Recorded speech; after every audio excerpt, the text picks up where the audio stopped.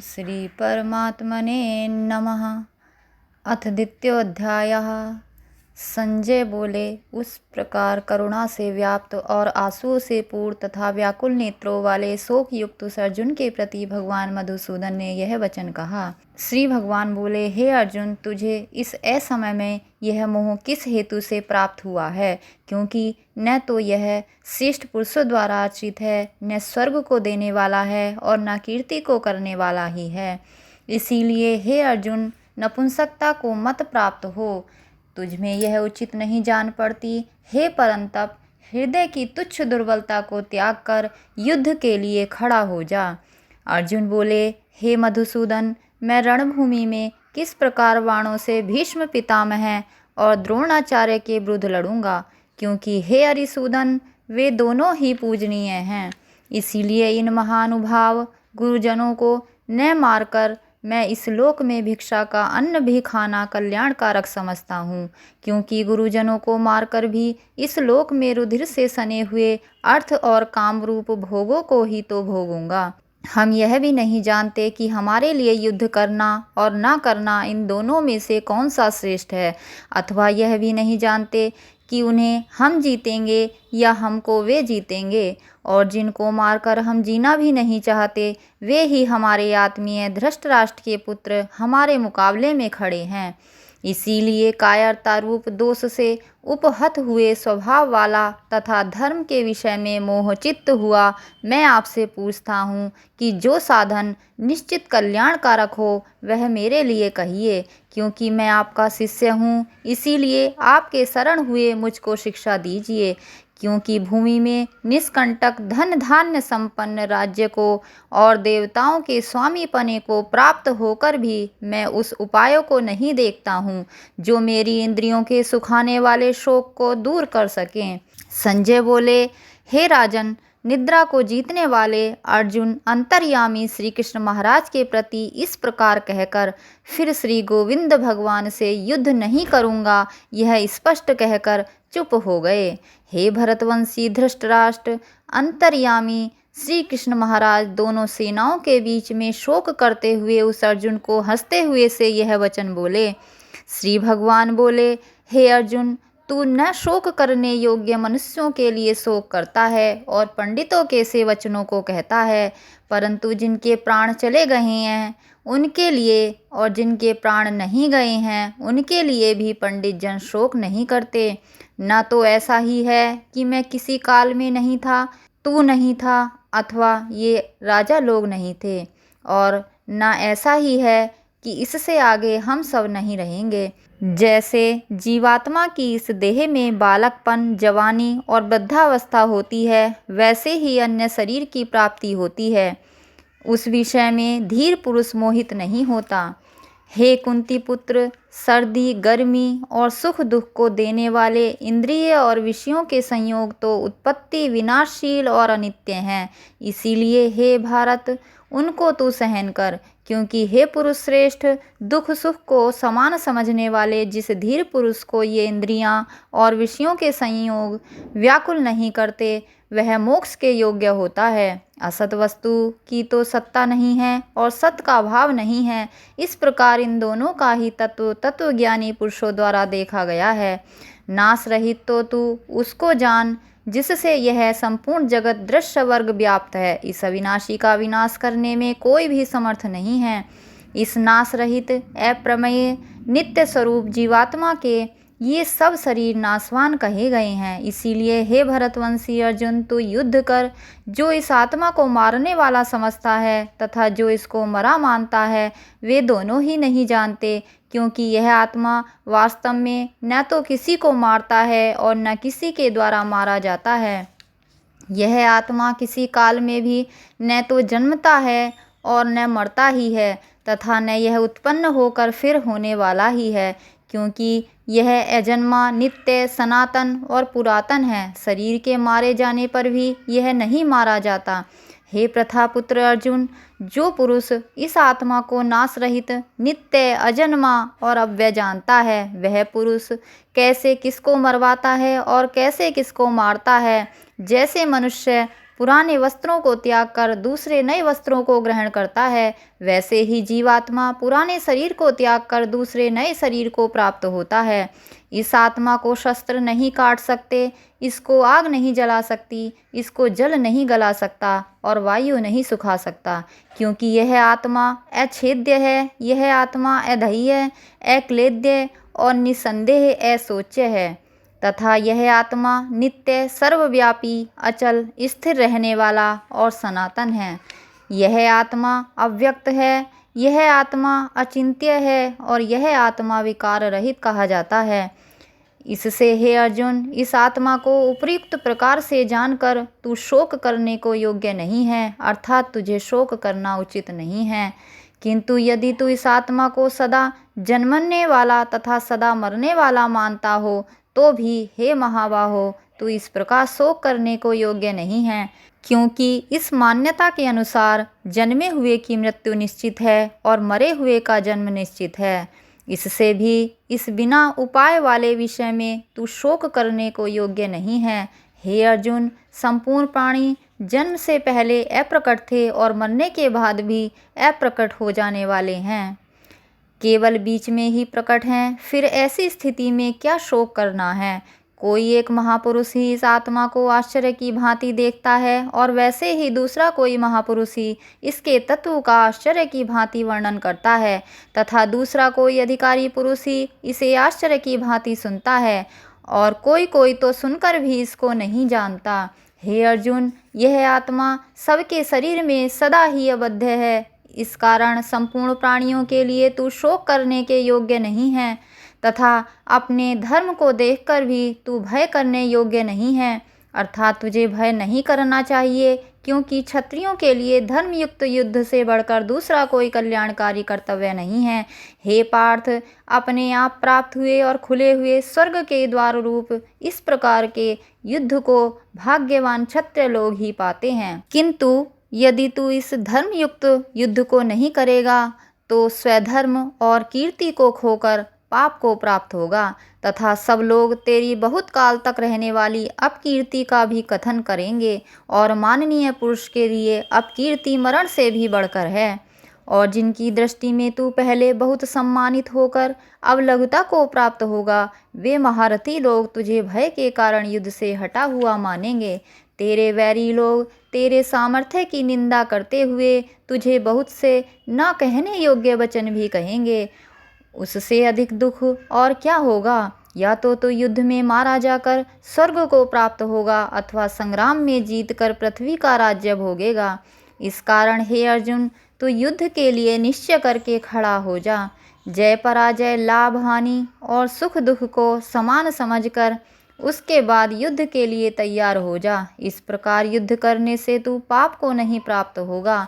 हे पार्थ, यह बुद्धि तेरे लिए ज्ञान योग के विषय में कही गई है और अब तू इसको कर्म योग के विषय में सुन। जिस बुद्धि से युक्त हुआ तू कर्मों के बंधन को भली भांति त्याग देगा, अर्थात सर्वथा नष्ट कर डालेगा। इस कर्म योग में आरंभ का अर्थात बीज का नाश नहीं है और उल्टा फल रूप दोष भी नहीं है, बल्कि इस कर्म योग रूप धर्म का थोड़ा सा भी साधन जन्म मृत्यु रूप महान भय से रक्षा कर लेता है। हे अर्जुन, इस कर्म योग में निश्चयात्मिका बुद्धि एक ही होती है, किंतु अस्थिर विचार वाले विवेकहीन सकाम मनुष्यों की बुद्धियां निश्चय ही बहुत भेदों वाली और अनंत होती हैं। हे अर्जुन, जो भोगों में तन्मय हो रही हैं, जो कर्म फल के प्रशंसक वेद वाक्यों में ही प्रीति रखते हैं, जिनकी बुद्धि में स्वर्ग ही परम प्राप्य वस्तु है और जो स्वर्ग से बढ़कर दूसरी कोई वस्तु ही नहीं है, ऐसा कहने वाले हैं, वे अविवेकी जन इस प्रकार की जिस पुष्पित अर्थात दिखाऊ शोभायुक्त वाणी को कहा करते हैं, जो कि जन्म रूप कर्म फल देने वाली एवं भोग तथा ऐश्वर्य की प्राप्ति के लिए नाना प्रकार की बहुत सी क्रियाओं का वर्णन करने वाली है। उस वाणी द्वारा जिनका चित्त हर लिया गया है, जो भोग और ऐश्वर्य में अत्यंत आसक्त हैं, उन पुरुषों की परमात्मा में निश्चयात्मिका बुद्धि नहीं होती। हे अर्जुन, वेद उपयुक्त प्रकार से तीनों गुणों के कार्य रूप समस्त भोगों एवं उनके साधनों का प्रतिपादन करने वाले हैं। इसीलिए तू उन भोगों एवं उनके साधनों में आसक्तिहीन, हर्ष शोकादि द्वंद्वों से रहित, नित्य वस्तु परमात्मा में स्थित, योगक्षेम को न चाहने वाला और स्वाधीन अंतःकरण वाला हो। सब ओर से परिपूर्ण जलाशय के प्राप्त हो जाने पर छोटे जलाशय में मनुष्य का जितना प्रयोजन रहता है, ब्रह्म को तत्व से जानने वाले ब्राह्मण का समस्त वेदों में उतना ही प्रयोजन रह जाता है। तेरा कर्म करने में ही अधिकार है, उसके फलों में कभी नहीं। इसलिए तू कर्मों के फल का हेतु मत हो तथा तेरी कर्म न करने में भी आसक्ति न हो। हे धनंजय, तू आसक्ति को त्याग कर तथा सिद्धि और असिद्धि में समान बुद्धि वाला होकर योग में स्थित हुआ कर्तव्य कर्मों को कर। समत्व ही योग कहलाता है।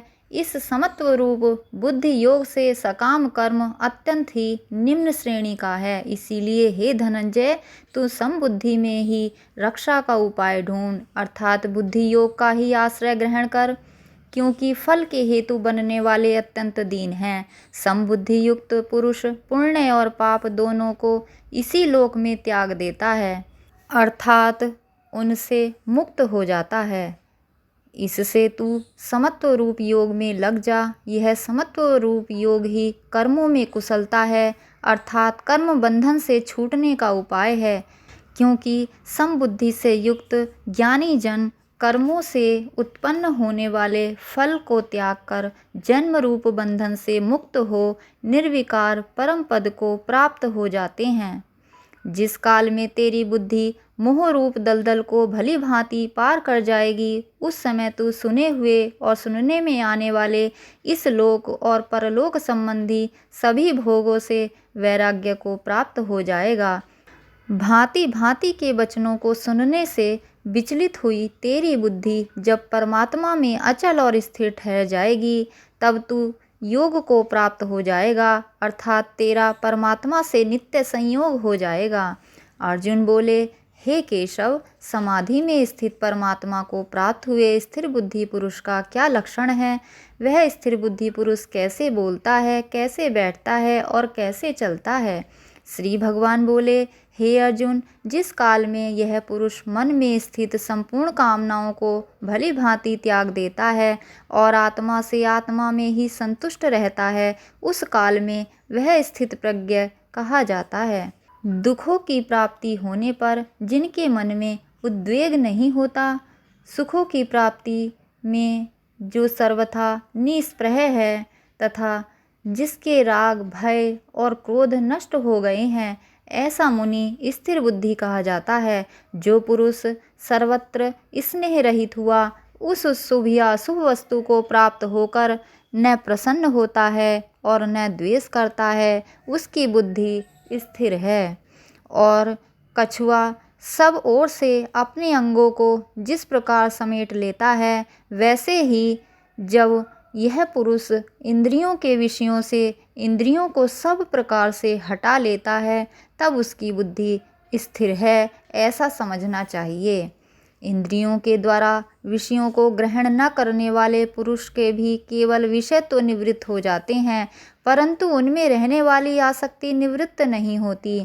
इस स्थित प्रज्ञ पुरुष की तो आसक्ति भी परमात्मा का साक्षात्कार करके निवृत्त हो जाती है। हे अर्जुन, आसक्ति का नाश न होने के कारण ये प्रमथन स्वभाव वाली इंद्रियां यत्न करते हुए बुद्धिमान पुरुष के मन को भी बलात् हर लेती हैं। इसीलिए साधक को चाहिए कि वह उन संपूर्ण इंद्रियों को वश में करके समाहित चित्त हुआ मेरे पारायण होकर ध्यान में बैठे, क्योंकि जिस पुरुष की इंद्रियां वश में होती हैं, उसी की बुद्धि स्थिर हो जाती है। विषयों का चिंतन करने वाले पुरुष की उन विषयों में आसक्ति हो जाती है। आसक्ति से उन विषयों की कामना उत्पन्न होती है और कामना में विघ्न पड़ने से क्रोध उत्पन्न होता है। क्रोध से अत्यंत मूढ़ भाव उत्पन्न हो जाता है। मूढ़ भाव से स्मृति में भ्रम हो जाता है। स्मृति में भ्रम हो जाने से बुद्धि अर्थात ज्ञान शक्ति का नाश हो जाता है और बुद्धि का नाश हो जाने से यह पुरुष अपनी स्थिति से गिर जाता है। परंतु अपने अधीन किए हुए अंतःकरण वाला साधक अपने वश में की हुई राग द्वेष से रहित इंद्रियों द्वारा विषयों में विचरण करता हुआ अंतःकरण की प्रसन्नता को प्राप्त होता है। अंतःकरण की प्रसन्नता होने पर इसके संपूर्ण दुखों का अभाव हो जाता है और उस प्रसन्न चित्त वाले कर्म योग की बुद्धि शीघ्र ही सब ओर से हटकर एक परमात्मा में ही भली भांति स्थिर हो जाती है। न जीते हुए मन और इंद्रियों वाले पुरुषों में निश्चयात्मिका बुद्धि नहीं होती और उस अयुक्त मनुष्य के अंतःकरण में भावना भी नहीं होती तथा भावनाहीन मनुष्य को शांति नहीं मिलती। और शांति रहित मनुष्य को सुख कैसे मिल सकता है? क्योंकि जैसे जल में चलने वाली नाव को वायु हर लेती है, वैसे ही विषयों में विचरती हुई इंद्रियों में से मन जिस इंद्रिय के साथ रहता है वह एक ही इंद्रिय इस अयुक्त पुरुष की बुद्धि को हर लेती है। इसीलिए हे महाबाहो, जिस पुरुष की इंद्रियां इंद्रियों के विषयों से सब प्रकार निग्रह की हुई हैं, उसी की बुद्धि स्थिर है। संपूर्ण प्राणियों के लिए जो रात्रि के समान है, उस नित्य ज्ञान स्वरूप परमानंद की प्राप्ति में स्थित प्रज्ञ योगी जागता है और जिस नाशवान सांसारिक सुख की प्राप्ति में सब प्राणी जागते हैं, परमात्मा के तत्व को जानने वाले मुनि के लिए वह रात्रि के समान है। जैसे नाना नदियों के जल सब ओर से परिपूर्ण अचल प्रतिष्ठा वाले समुद्र में उसको विचलित न करते हुए ही समा जाते हैं, वैसे ही सब भोग जिस स्थित प्रज्ञ पुरुष में किसी कारण का विकार उत्पन्न किए बिना ही समा जाते हैं, वही पुरुष परम शांति को प्राप्त होता है, भोगों को चाहने वाला नहीं। जो पुरुष संपूर्ण कामनाओं को त्याग कर ममता रहित, अहंकार रहित और स्पृहा रहित हुआ विचरता है, वही शांति को प्राप्त होता है, अर्थात वह शांति को प्राप्त है। हे अर्जुन, यह ब्रह्म को प्राप्त हुए पुरुष की स्थिति है। इसको प्राप्त होकर योगी कभी मोहित नहीं होता और अंतकाल में भी इस ब्राह्मी स्थिति में स्थित होकर ब्रह्मानंद को प्राप्त हो जाता है। ओम तत्सति। श्रीमद्भगवद्गीतासु उपनिषत्सु ब्रह्म विद्यायां योगशास्त्रे श्रीकृष्णार्जुन संवादे सांख्ययोगो नाम द्वितीयोऽध्यायः।